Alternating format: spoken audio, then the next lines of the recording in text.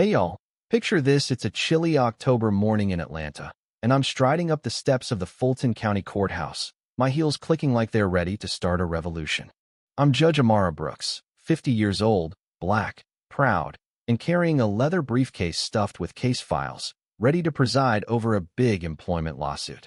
But before I even get to the courtroom, this deputy, Carl Dempsey, decides I don't look right for a federal building, yeah? You heard that. A black woman in a tailored blazer, looking suspicious. He stops me at security, arms crossed, smirking like he owns the place, and says, "Ma'am, step aside. We need to check you." I ask, calm as ever, "What's the issue, deputy?" And he just sneers, "Random protocol," though we both know it ain't random.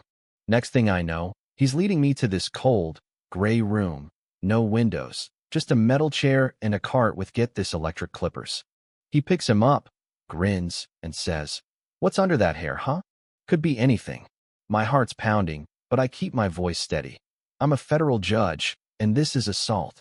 He laughs, and says, "You're just another lady who needs to know her place." Now, I've faced bias before, subtle digs, raised eyebrows in boardrooms, but this is violence dressed up as procedure. Two other guards show up, one young guy looking nervous, the other an older woman who won't meet my eyes.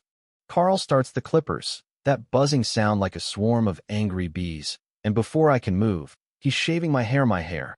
Y'all, the curls my mama used to braid, my connection to who I am.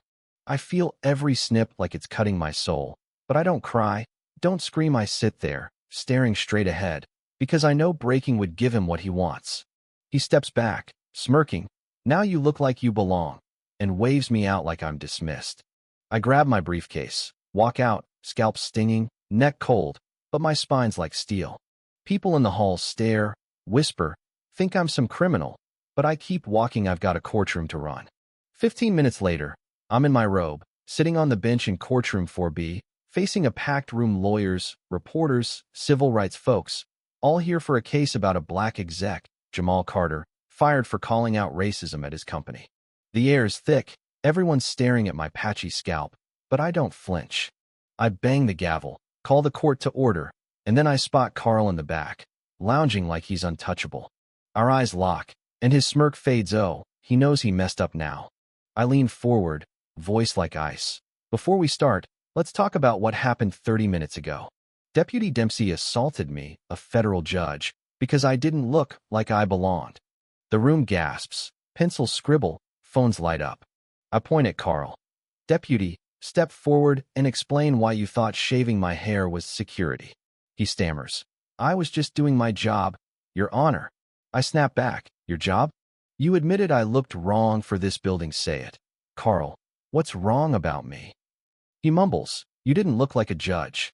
The room erupts, and I know we're not just talking about me anymore. This is every black woman who's been told she doesn't belong. Then it gets bigger.